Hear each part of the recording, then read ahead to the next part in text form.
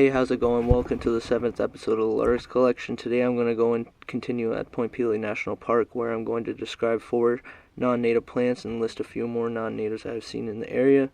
Then I am going to describe 2 birds I have seen in the park, and then I will list a few insects and fungus I have seen as well. Non-native species I'm going to describe are Dame's rocket, Hesperis matronalis, original orange daylily, Hemerocallis fulva, Bittersweet Nightshade, Solanum, dulcamara, common soapwort, Saponaria, officinalis. Hesperis matronalis, Dame's rocket. This non-native is a member of the mustard family Brassicaceae. It is introduced species not considered invasive in Canada, but a noxious weed. In Connecticut, Massachusetts, New York, Wisconsin, it is considered invasive. The flowers come in purple, pink, or white. They are 2 centimeters long on a stalk of 1.5 centimeters. They have 4 petals, 6 stamens, and 4 sepals, having standard mustard family flower, which are the petals are usually arranged in a T or a cross formation. These leaves are 5 to 15 centimeters long, lanceolate. The stalks of the leaves get shorter as you work your way up into the plant. The height of this species is 30 to 120 centimeters or 1 to 4 feet. Flowering from April to August on roadsides, open woods, woodland borders, thickets. While this ecosystem is in a dense area, it is open in others and has trails, roads, and other areas throughout the park that creates an area for this species to pop up. This species is native to Eurasia and was brought over as a garden species and then eventually come to naturalize in our ecosystem. Hemerocallis fulva, orange daylily. This species is in the family Asphodelialis.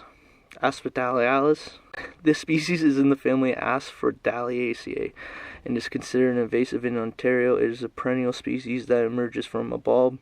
The flower occurs on a leafless stalk bearing several orange funnel-shaped flowers with basal leaves emerging from the ground. The flowers are 9 centimeters wide with 3 sepals and 3 petals. Petals also have wavy edges, and the leaves are long and narrow, and it is a monocot, so the leaf veins are parallel to each other. This species gets to heights of 60 to 120 centimeters or 2 to 4 feet. It flowers from May to July on roadsides, meadows, and woodland borders. It is native to Eurasia, being introduced in gardens and getting into surrounding ecosystem. It is considered a hybrid and has fertile seeds, but it enjoys to spread by rhizome, which is more successful. Each flower you see also only lasts for 1 day. You will see this species in dense mats on the roadside trail edges mostly. Everyone loves their lilies, but this species does damage the ecosystem once dense mats are established. Solanum dulcamara, the Bittersweet Nightshade. This is a non-native member of the nightshade family Solanaceae. This species is a climbing vine with clusters of drooping violet star-shaped flowers with yellow centers. The flowers are 1.5 centimeters wide and 5 low corolla with 5 stamens with yellow anthers forming in the center, looking bare beak-like. The leaves are 9 centimeters long. Fruits are shiny green berries, then eventually turning red. It is a vine, so the height is in length, which is 60 to 240 centimeters or 2 to 8 feet.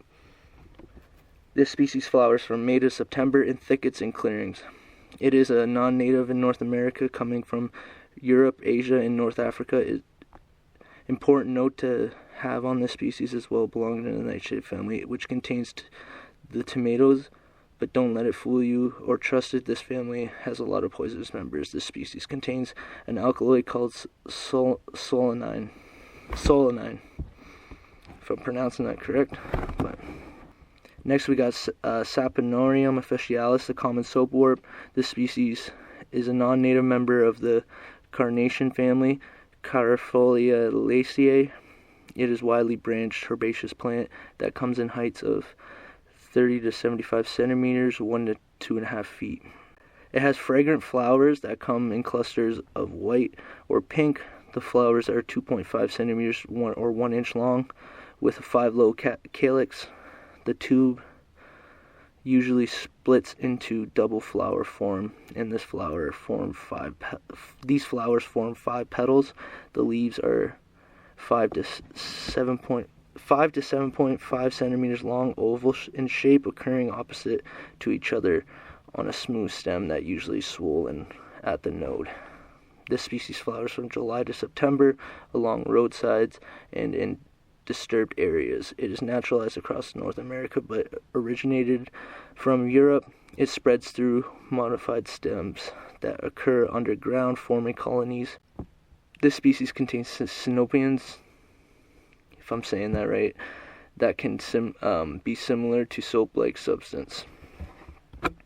List of non-native species that I have also seen at Point Pelee: Hoary Alyssum, Berteroa, incana, spot knapweed, Centaurea, stoebe, European frogbit, Hydrocharis, morsus-ranae, Sulphur Chinquefoil,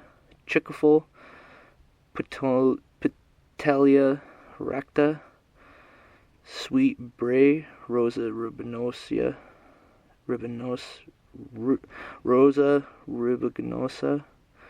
water chickweed, Stellaria, aquatica, snowdrop, nivalis, white sweet clover, Maltoides albus, white companion, Solanum, latifolia. Now we're going to go into 2 bird species that I would like to talk about that I've seen at Point Pelee. The first will be eastern whippoorwill, Astramus vociferus, and then the sanderling, which is Caldaris alba. Astramus vociferus, eastern whippoorwill. This species is very elusive, blending in perfectly to the environment around it. Also, being a nocturnal species, resting in thickets during the day.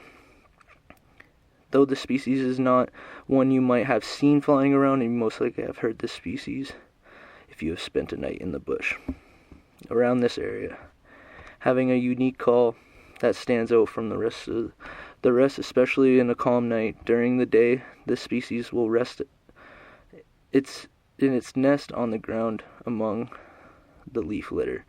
You can be looking right at it and not even see it. It is a part of the nightjar family, which has some very interesting species that occur within it. For example, the standard winged nightjar.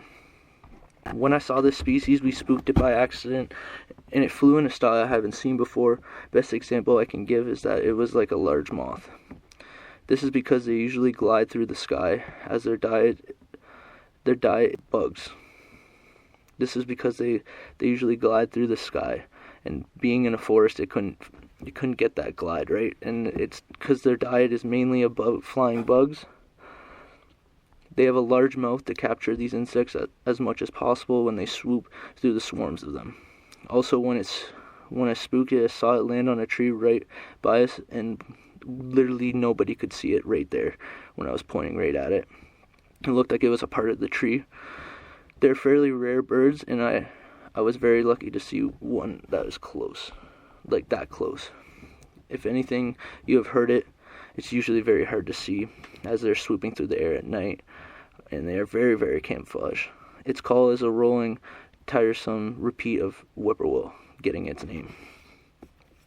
Next, we'll have the sanderling, the Caldaris alba.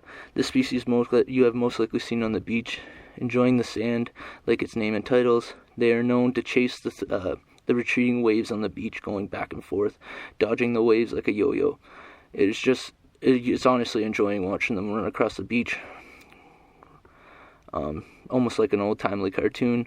This species has 2 types of coats, summer and winter one. I have only seen them in their summer coat that I can remember. Rusty brown across the top of the bird, and white tone on its belly. The winter coat is white pale gray across the whole body, with blackish tones across the shoulders. This bird has a massive range in North America. It It occurs in the Arctic in the summer months and along the shores of the whole continent. It also occurs on shores in South America, Africa, Australia, Asia, Middle East, and a little bit in Europe. So the species occurs across the whole world. Only a handful of shorelines it does not occur on. A few fungus and insect species I have seen on the site is the spotted cucumber beetle, pale brittle stem, mustard yellow pore, horn oyster, brittle cedar. Thank you for listening. Have a good rest of your day. Enjoy the rest of the beast while I fire off a couple pictures. Alright, see ya.